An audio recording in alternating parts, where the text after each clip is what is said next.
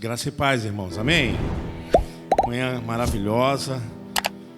Muito bom estarmos aqui na casa de Deus. Tem sido um tempo assim de crescimento, conhecimento. Deus tem nos abençoado. Como Deus tem falado aos nossos corações. E sentimos a sua presença. Sentimos o seu poder entre nós, agindo, manifestando. Realmente um poder maravilhoso. Amém, irmãos? Irmãos, eu quero ler hoje em João capítulo 4.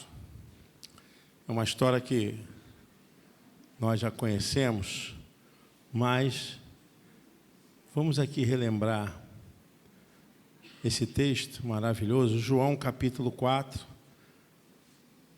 a partir do versículo 1, e a gente vai lendo até onde a gente puder parar.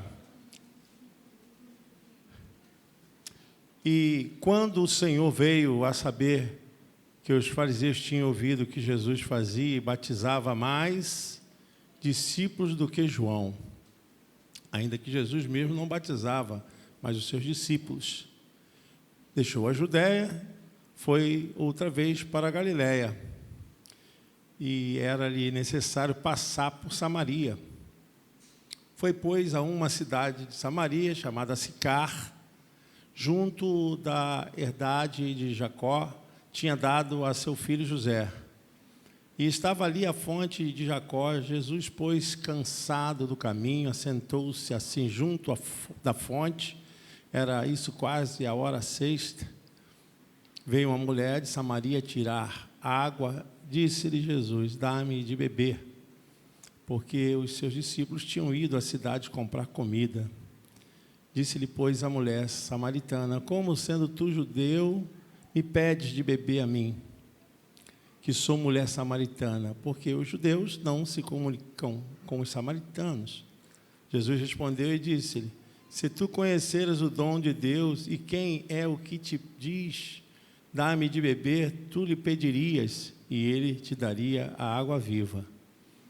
Disse-lhe a mulher: Senhor, tu não tens com que atirar, e o poço é fundo. Onde, pois, tens água viva?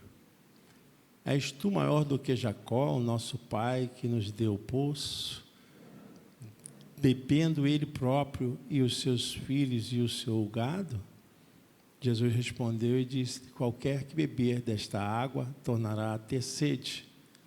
Mas aquele que beber da água que eu lhe der nunca terá sede, porque a água que eu lhe der se fará nele uma fonte de água a jorrar para a vida eterna. Disse-lhe a mulher: Senhor, dá-me dessa água, para que não mais tenha sede e não venha aqui tirá-la. Disse-lhe Jesus: vai chamar o teu marido e vem cá. A mulher respondeu e disse: não tenho marido. Disse-lhe Jesus: disseste bem, não tenho marido, porque tiveste 5 maridos, e o que agora tens não é o teu marido. Isso disseste com verdade. Disse-lhe a mulher: Senhor, vejo que és profeta. Amém. Podeis assentar, irmãos.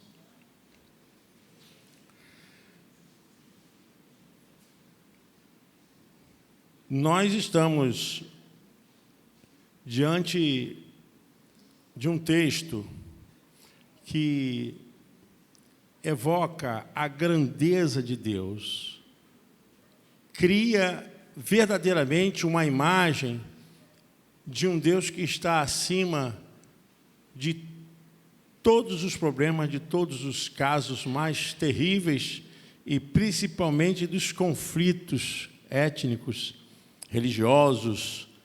Um Deus todo-poderoso que não está limitado a nada. É um texto que nos faz pensar que não existe espaço geográfico que limite a ação e o poder desse Deus. Quando nós pensamos em adorar e amar a Deus, fazemos isso porque Ele é todo-poderoso. Ele é maior do que tudo, maior do que todas as forças contrárias, todas as ordens mais poderosas humanas, e que nada pode prevalecer a força e o poder desse Deus.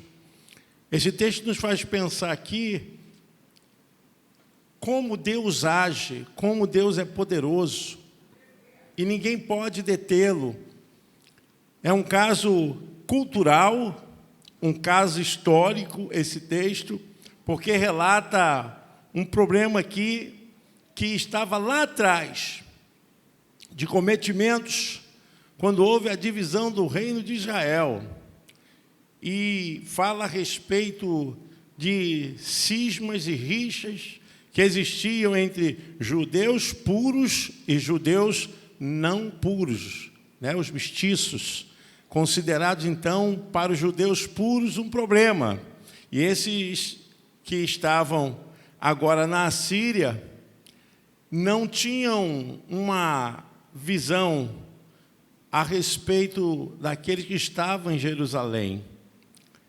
E, nesse caso aqui, nós vimos que o Reino do Norte, que foi, de forma brutal, levada, essa tribo levada para a Síria, isso 117 anos antes do Reino Sul cair. Eram todos irmãos, eram as 12 tribos de Israel, mas essas 10 que ficaram no Reino do Norte foram submetidas ao cativeiro 117 anos antes do Reino Sul cair. Então a Síria dominou o Reino Norte, isso 117 anos antes, e ali fez com que eles pudessem perder os costumes e como eles viviam. E, claro, aí eles começaram a ter uma mistura de cultura, mistura de genes, mistura de costumes, e aí se tornou os judeus não puros, se tornou, então, os samaritanos. Passa-se o tempo, o Reino do Sul é levado a cativeiro por Nabucodonosor, pelos caldeus, e quando eles saem desse cativeiro, 70 anos depois, tem esse entrave, né? Mas aqui que eu quero dizer que essa mulher samaritana, ela tinha ainda essa mente fechada, presa pela tradição. Embora ela conhecesse todo o perfil histórico do que aconteceu, ela mantinha na sua mente uma prisão, porque ela mesma tinha um bloqueio em relação aos judeus que saíram do Reino do Sul, porque ela mesma declara, né, quando Jesus chegou a Sicar, que era a terra onde Jacó havia ali aberto o poço, e eles dependiam daquela água, ali ela diz: como tu vens a mim, sendo judeu, e eu uma samaritana? Então, ela cria uma formalidade, uma tradição de que eles não deveriam se misturar. E eu quero dizer para os irmãos que isso pode acontecer conosco quando muitas vezes engessamos as nossas mentes e achamos que nós não temos nenhum contato com aqueles que não têm a mesma fé, não de práticas, não de atitudes erradas, mas de convivência, de relacionamento. O próprio Senhor Jesus Cristo falou: vós sois a luz do mundo e o sal da terra. Então não se pode esconder essa candeia, né, que era a lamparina debaixo de um medidor de cereal, do alqueire, porque você perde a finalidade. Naquela época a casa era feita só de um cômodo, então tinha ali a base, um pilar de madeira que colocava a candeia, que era o lampião. Se pegar esse lampião e colocar debaixo de um barril, do medidor de cereal, o que acontece? A luz não vai ter nenhuma influência, perde a sua característica. E Jesus mesmo falou: olha, qual a finalidade se você pegar a candeia e botar debaixo do medidor de cereal. Então, a luz perde a sua finalidade. É a mesma coisa o sal. Se ele não der o sabor, se ele não temperar, ele perde a sua característica. E aqui essa mulher ela fica presa a uma tradição e a uma visão religiosa de que ela não deveria se misturar com nenhum judeu, porque essa era a tradição, porque eles brigaram. Isso aí é questão histórica, a gente vai ver lá, a questão de Roboão, de Jeroboão, a questão da divisão dos reinos, e a gente vai perceber como essa tradição, ela tenta vencer o poder e a influência da glória de Deus sobre as pessoas, sobre as vidas. E aqui eu vejo nesse texto qual é o tipo de vida que nós estamos vivendo como seguidores de Jesus, como aqueles que alimentam verdadeiramente a luz do Evangelho, o facho glorioso, a mensagem que quebra, extirpa as trevas. E a vida cristã tem que dar realmente o sabor, tem que ter realmente o atrativo, porque eu fico muito feliz quando as pessoas chegam a dizer assim: é muito bom ficar te ouvindo, é muito bom estar perto de você, é muito bom sentir que você está aqui, há uma influência, há uma energia, seja o que for, as pessoas sentem o sabor, sentem a qualidade, numa ação do poder de Deus, de uma maneira que é perceptível. O texto fala sobre isso, que Jesus quebra esse estigma enraizado em ira, em ódio. O Evangelho tem que ultrapassar isso, irmãos, amém? Nós temos que ultrapassar isso. Nós não estamos aqui para brigar com quem é de outras religiões, e acredito que pior possa acontecer essa coisa de chamada religião. Mas eu quero falar de vida com Deus, ter a presença do Espírito Santo.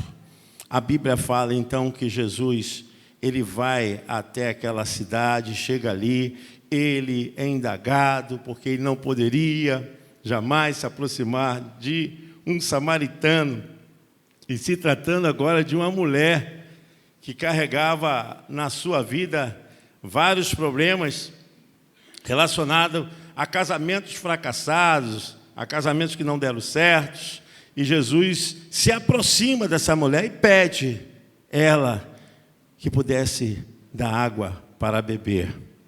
E a mulher estava ali realmente despreparada para entender o que ela estava vivendo não era compatível à presença e o poder de Deus do qual ela estava buscando, porque Deus ultrapassa essas linhas, essas fronteiras, essas circunstâncias, e a sua fé era baseada em tradição, ela é confinada em doutrina religiosa, e ela briga ali por questão de espaço geográfico, né?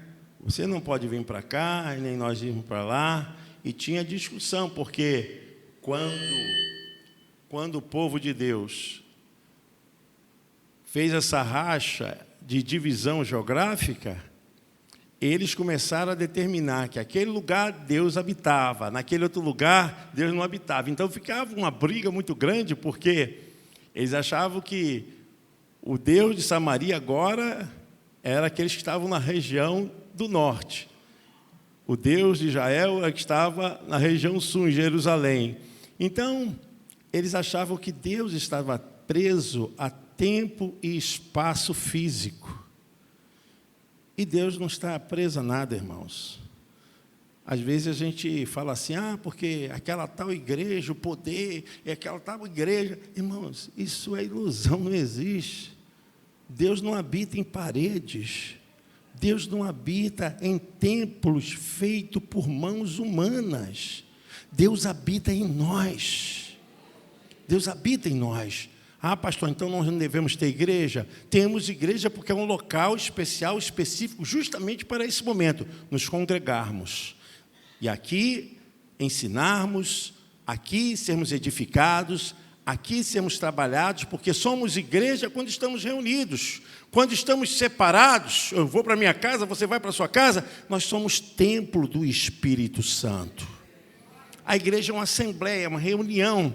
Então o pensamento dessa mulher era tão tosco, tão fora da realidade de quem Deus é, quem Deus realmente pode se revelar, mas ela estava preso completamente à visão histórica e sua mente estava engessada pelos costumes.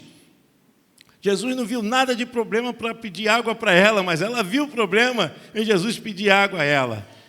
E ali há esse diálogo, o diálogo que quebra, que desfaz essa dureza, essa barreira, esse muro entre judeus e samaritanos, porque eram meios irmãos. E que acontece que ela fala e tenta repreender Jesus a respeito disso. Você não pode chegar a mim e pedir água, porque eu sou samaritana.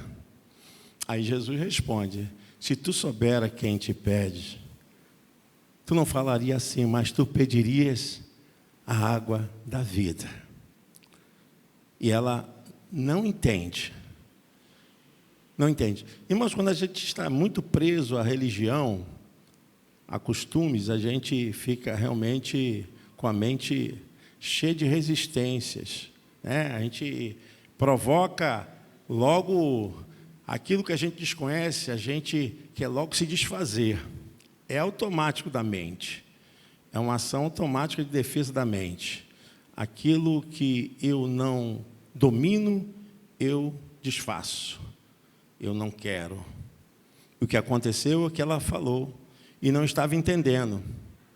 Jesus, ele estava falando justamente para aquela mulher sobre o poder do Espírito Santo, não sobre as funções e necessidades do corpo humano. Porquanto ali ela estava pensando só em matar a sede e a necessidade física humana. E Jesus vai mais além. Ele sobe o patamar da conversa.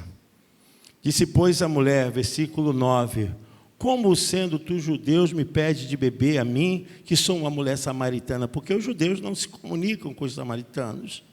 Jesus respondeu e disse, se tu conheceras o dom de Deus e quem é que te diz, dar-me de beber, tu lhe pedirias e ele te daria a água viva. Disse-lhe a mulher, Senhor, tu não tens como que atirar, ó, falta de entendimento, e o poço é fundo. Ela leva para a literalidade. Onde, pois, tem água viva? És tu maior do que Jacó, que foi quem abriu o poço, né? O nosso pai que nos deu o poço, bebendo ele próprio dele, e os seus filhos e o seu gado?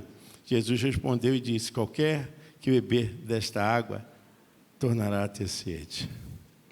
Jesus respondeu dentro de um entendimento muito claro. Nós precisamos beber água, nós precisamos comer, isso são funções do corpo humano, são necessidades fisiológicas do corpo humano, a gente precisa. Mas ela simplesmente estava numa visão ali, né? Aquela visão horizontal. E Jesus, ele leva o assunto para uma visão mais vertical. Olha para cima, entende as coisas espirituais. Jesus respondeu e disse, qualquer que beber desta água tornará a ter sede. E é a necessidade, né, da natureza humana. A gente come, e isso vai realmente se desfazendo. Daqui a pouquinho a gente vai ter fome novamente, a gente precisa beber água, porque o corpo ele precisa de água. E a mulher, ela acredita que Jesus estivesse falando isso nessa visão horizontal, né? Ah, Senhor, dá-me dessa água, para que não mais tenha sede, e não venha aqui tirá-la. Aí Jesus entrou no manto de mistério, né? Disse-lhe Jesus, vai, chama o teu marido e vem cá. E aí começa essa visão de que Jesus é soberano, é Deus, Ele é poderoso. Ele começa a falar de coisas que só eram relacionadas à vida íntima daquela mulher. Então, Jesus nunca viu, e como ele fala de uma forma tão clara do que ela estava vivendo, e aquilo desperta o entendimento dela. Aí, até falava ontem com os irmãos que existem revelações que são necessárias, mas não são doutrinas. Agora, toda revelação está na Bíblia. A palavra do Senhor nos diz que Deus falou através dos profetas, isso e aquilo, depois falou pelo seu Filho Jesus, o Verbo eterno, né, a palavra. E agora, essa mulher, quando tem essa revelação que a gente chama revelação rema, revelação realmente específica, ela se desperta. O versículo 17 diz, a mulher respondeu e disse, não tenho marido. Disse-lhe Jesus, disseste bem, falou a verdade, né? Não tenho marido, porque tiveste 5 maridos, e o que agora tens não é teu marido. Isso disseste com verdade. A gente não vai entrar aqui no caso dessa mulher ter 5 maridos. Pode ser que ela tenha sido repudiada, porque exercia a autoridade dos homens para repudiar a mulher, se ela tivesse com defeitos, se tivesse alguma coisa que não agradasse. Então, não se trata aqui dessa mulher ser uma mulher impura, uma mulher pecadora, prostituta, nada disso. É questão cultural. E essa mulher, o que ela tinha realmente não era dela, porque ela não era casada. E Jesus revelou essa questão. Ele revelou essa questão que era uma questão íntima, uma questão realmente dela. E quando Jesus revela isso, a mente dela realmente é despertada para um nível espiritual. Um nível espiritual. Irmãos, às vezes nós nos acostumamos tanto de vir à igreja. Às vezes nos acostumamos tanto de cantar, de louvar. Nos acostumamos, né? E acabamos perdendo o temor de Deus. Acreditando que o fato dessa condição, dessa forma de viver, já é o suficiente para agradar a Deus. Alguns vêm até achando que, Senhor, fui para a igreja, então estou bem. Acha que Deus está pontuando essa questão. Não, mas quando você vier, venha com a tua mente absolutamente voltada para adorar a Deus, com a sua alma em paz. Essa mulher, ela seguia toda a tradição, seguia todos os rituais que os samaritanos tinham, que eles buscavam a Deus, mas ela tinha uma alma presa, ela tinha uma vida condicionada a um esmagamento completamente fora da realidade da sua relação com Deus. Às vezes eu fico pensando que a gente se acostuma tanto de vir para a igreja, que a gente se acostuma também de odiar. A gente se acostuma tanto de vir para a igreja, que a gente também se acostuma de dizer, não vou falar com ninguém. Então a gente transfere esse azedume para a alma. E quando você está adorando a Deus, a sua alma é edificada. O seu corpo é simplesmente um invólucro, é simplesmente um pacote humano para a sua verdadeira existência, porque você não é o seu corpo. Você é muito mais do que o seu corpo, eu sou muito mais do que o meu corpo. Nós somos espírito e alma. E aqui essa mulher estava completamente trazendo a tradição para um plano terreno, enquanto a alma dela estava absolutamente envolvida nesse pensamento de dor, de tradição, de rivalidade, coisas que esmagavam verdadeiramente a vida real. E aqui Jesus começa a tratar dessas coisas, que é o mais importante. Eu quero dizer, irmãos, que a gente precisa valorizar a vida espiritual, valorizar essa relação com Deus, porque, na verdade, essa é a maior vitória da vida. Porque não é o lugar, não é o que temos, é como nós adoramos e o que somos. O que somos de verdade. Nós não podemos perder o valor da vida espiritual. Vale a pena pensar assim: como eu posso melhorar, como eu posso avançar, como eu posso superar essas coisas que me impedem de ter uma relação mais próxima com Deus. O que está servindo de entrave, de impeditivo, para que a minha alma seja livre, adoradora? É liberar perdão, é abraçar, é declarar para o filho, é declarar para a esposa, é confessar os pecados, é se livrar desses pesadelos, é entender que eu preciso crescer e deixar aquela meninice espiritual e ser um servo de Deus, uma serva do Senhor, alcançando esse nível que está fora do patamar desses rituais, desses costumes, dessas ações que são só coisas repetitivas, e a alma está aprisionada, ela está achincalhada de coisas terríveis, e Jesus começa a tratar dessa questão da vida eterna. O que ele fala para essa mulher é para libertá-la e se conectar com as coisas realmente espirituais, porque tudo que é espiritual em nome de Jesus se liga a Deus. Amém, irmãos? Se liga a Deus. Olha o que diz o versículo de número 14. Mas aquele que beber da água que eu lhe der, nunca mais terá sede, porque a água que eu lhe der, se fará nele uma fonte de água a jorrar.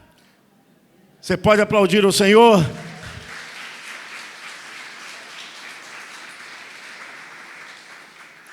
Isso significa que você tem uma ascensão de vida espiritual.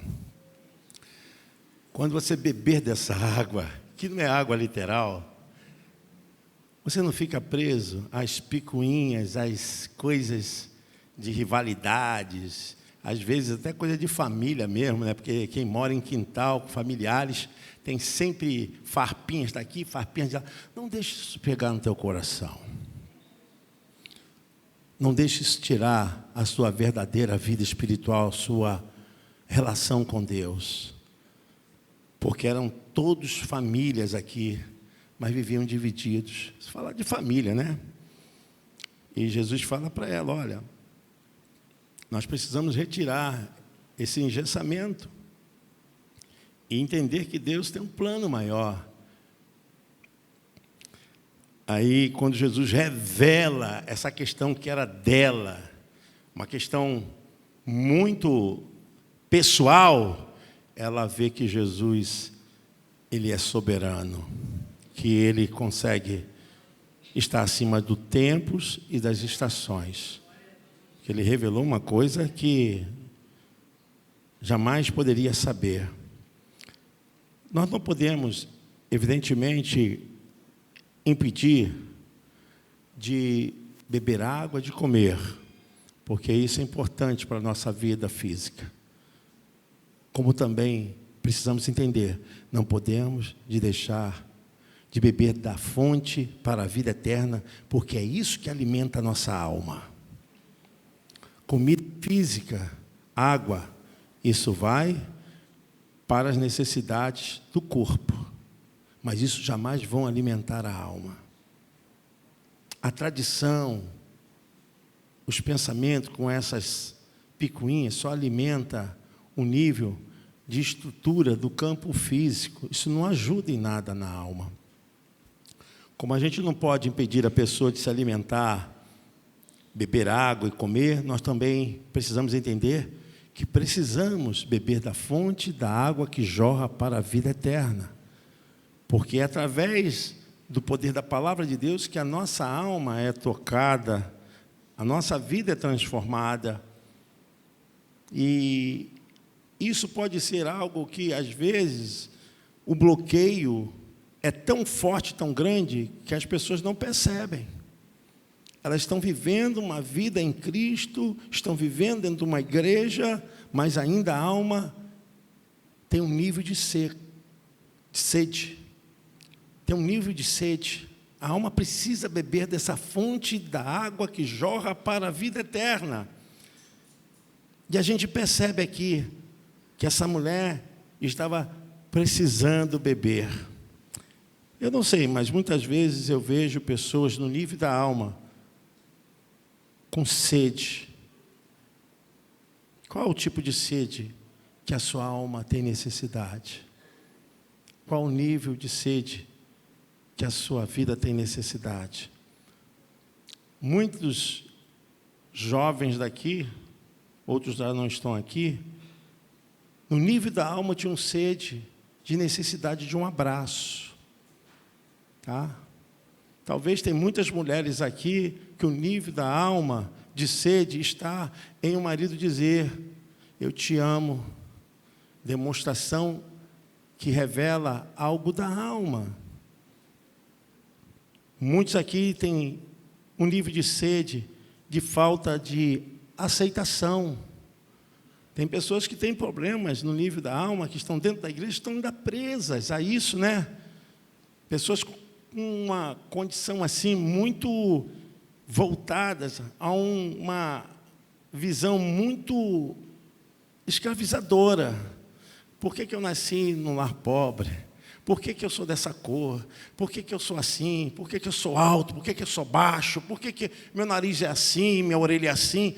As pessoas estão presas sempre ao nível de sede da alma e precisam crescer, se libertar. Tem pessoas que têm necessidade, que têm nível de sede, de falta de perdão, reconciliação. Tem pessoas oprimidas, precisam de cura, porque no passado sofreu isso, tem um trauma, e a gente acaba disfarçando e colocando a nossa vida religiosa, a tradição, esquecendo que a verdadeira relação de Deus no ser humano é através do espírito e da alma. Do espírito e da alma. Quando Jesus fala da verdadeira fé, ele vai acima da tradição. Ele vai acima daquele imposicionamento histórico. Essa mulher estava engessada, a mente dela estava presa, ela precisava se libertar. Se você entender o versículo 19 em diante, disse-lhe a mulher: Senhor, vejo que és profeta. Há um start, né? Ali a mente dela se abre. Disse-lhe a mulher: Senhor, vejo que és profeta. Nossos pais adoraram neste monte, como eu falei para vocês, da tradição de Samaria. E vós dizeis que é em Jerusalém o lugar onde se deve adorar. Existia realmente essa fixação de regionalidade. Disse-lhe Jesus: mulher, crê-me que a hora vem em que nem neste monte, nem em Jerusalém adorareis o Pai.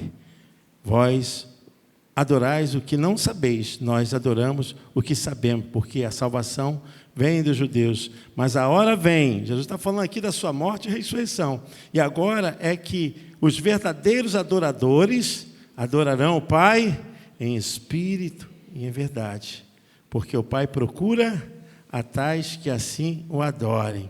Deus é espírito, e importa que os que o adoram, o adorem em espírito.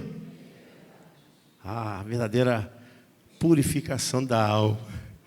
Quebrar todos os engessamentos, todas as crenças negativas, erradas. Jesus estava falando: olha, não é o lugar. Deus não está preso a nenhum espaço físico. Deus não está comandado a nenhuma redoma em que Ele possa se enfiar e necessitar de adoração, mas Deus é livre, e Ele se conecta, Ele recebe, Ele se comunica com aqueles que estão em espírito.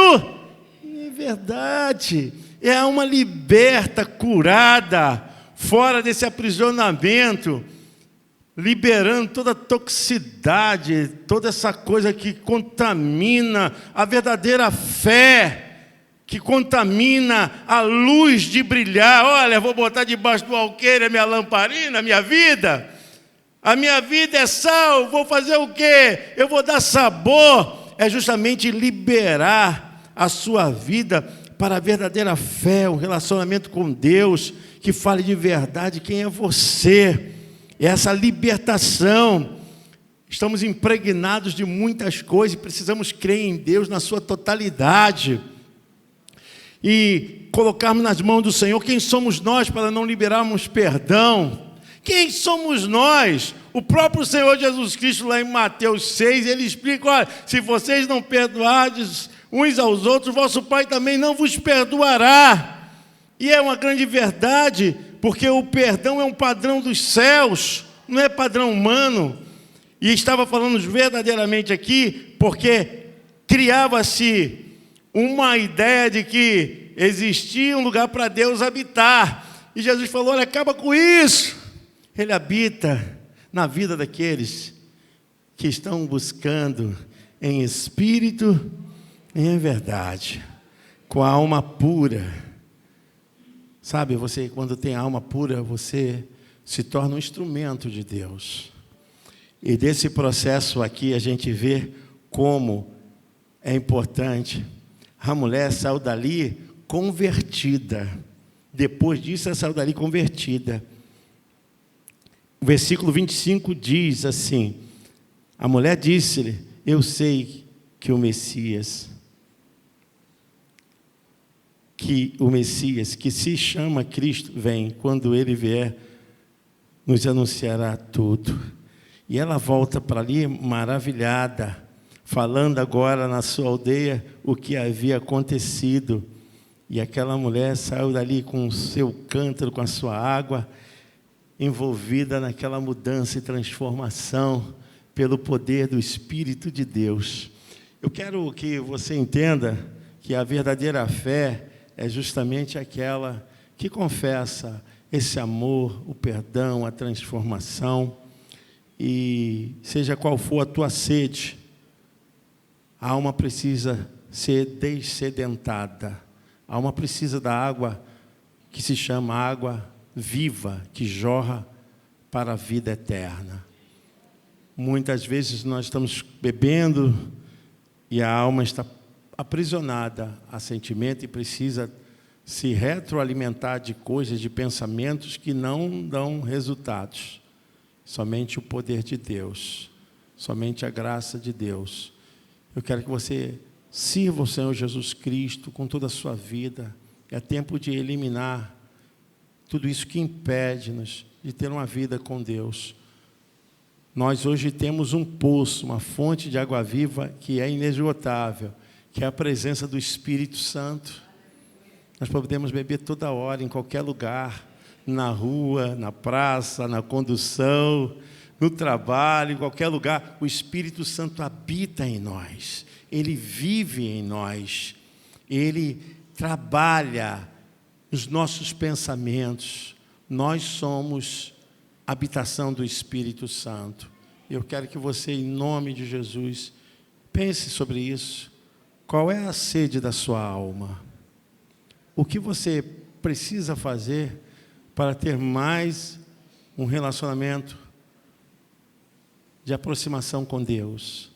Faça isso. Às vezes, você tem ido lá naquele poço, beber daquela água e está voltando novamente a ter sede porque não te dessedentou. Você precisa ir na fonte certa. A gente precisa fazer o caminho, buscar de maneira em que a gente possa tirar os entulhos para que a água viva venha. E eu creio, irmãos, nós estamos passando um processo da igreja, ela ser restaurada, né? Efésios capítulo 5 fala sobre isso, uma igreja purificada através da água que é a palavra de Deus. É pela palavra que a igreja é purificada, é a palavra de Deus que nos limpa, é o que chega em nossas almas. Eu quero pedir a você que feche seus olhos, falar com Deus nessa manhã maravilhosa. Senhor, muito obrigado. Muito obrigado de estarmos aqui, Senhor, te adorando, bendizendo. E, Senhor, retire das nossas vidas todo impedimento, todo bloqueio. Pai, que possa jorrar sobre as nossas mentes, os nossos corações, a água viva do Teu Espírito Santo. Pai, visita cada irmão, cada família. Quero orar também, Senhor Deus, por aqueles que vão fazer prova para prestar, Senhor Deus, concurso público. Abençoe esses irmãos, Senhor. Abençoe suas famílias e que eles tenham sucesso em realizar essa prova.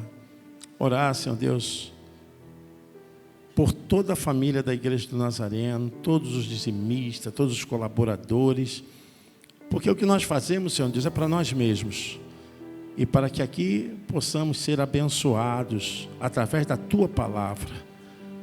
Abençoa, Senhor Deus, em nome de Jesus. Você pode dizer amém? Amém. Você pode aplaudir o Senhor?